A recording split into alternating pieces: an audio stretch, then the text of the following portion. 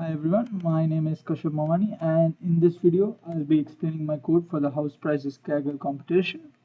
The goal is to predict house prices based on various features of the houses, and I'll go through the entire code line by line, explaining each and every part and how it actually contributes to our prediction model.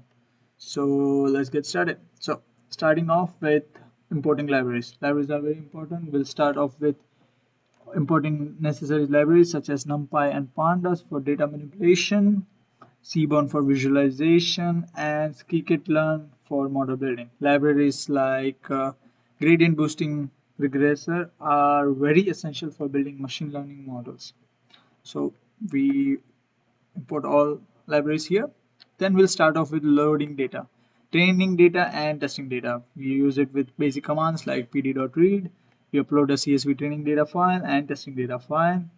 And as per this model, we have both features and target values in training data set, but only features for testing data.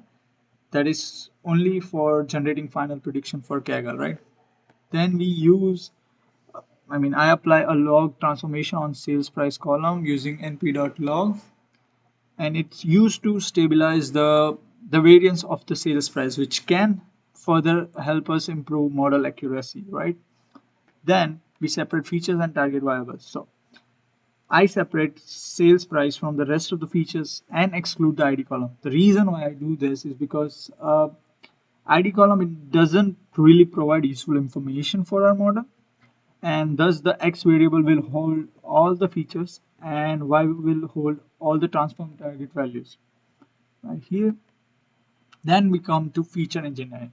So what we essentially do here is we identify highly skewed numeric features, and we use skippy.stats.skew to check the skewness of each and every numeric column.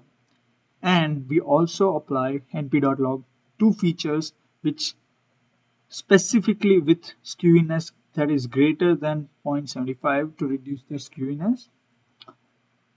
And you can see I put the mark 175. Then we come to pre-processing. So my pre-processing setup, I'll walk you through it. I define two pre-processing pipeline. One is based on numeric columns, and the other one is based on categorical columns, right? For numeric features, I use simple immuter to fill missing values with median and standard scaler to scale the data. For categorical features, I use simple immuter to fill missing values with the most frequent value and one hot encoder to convert them into numerical format.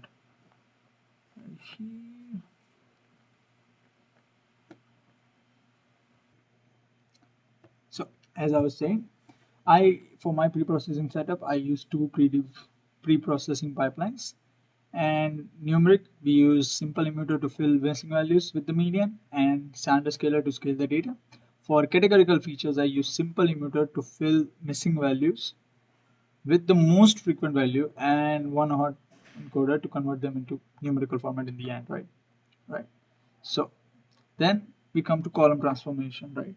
So the column transformer essentially combines both the pre-processing pipelines so that the appropriate transformations are applied to each type of features in a single step. So doing it in a single step would essentially help us build a more efficient model of it in a essence, right?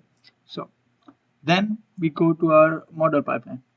I set up a pipeline to combine the preprocessor and the model, and it is very essential that I use gradient boosting regressor. Now we talked about it while importing it, and why it's necessary is because it optimizes our hyperparameters, and it is in itself it's a very powerful model for structured data. And with some default parameters, this pipeline allows me to streamline pre-processing and model training, which will improve our efficiency greatly. Then we do a very basic splitting of data. 80-20 is a standard split to evaluate model performance before using the entire training data to fit the final model. And like I said, I do the same thing here.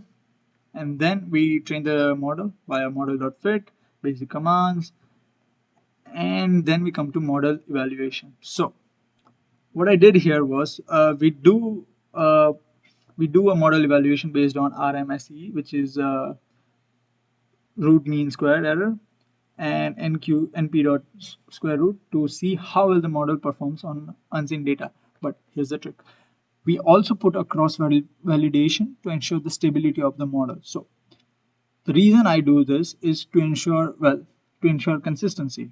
I use the cross-val score, which splits the data multiple times and calculates the RMSE on each split. This is very important, at least for this model. So it gives out a more reliable measure, a more reliable measure of the entire model performance. So we don't want inconsistent result. We want a very pretty consistent model. And this cross validation just helps us keeping that stability throughout the model usage, right? Then, as per the document and as per the it's required, we prepare a submission.csv CSV file and in a format which is again asked by the professor, and we prepared the entire model for our final submission. So finally, I just make a prediction on the test set, reversing the log transformation which we did earlier with np.xm, and save the prediction in a submission.csv file for upload to Kaggle. And I guess that's it. This code includes data pre-processing, feature engineering, model training, and final predictions. And it is indeed ready for submission to Kaggle. Thank you for watching. This is Kashimani.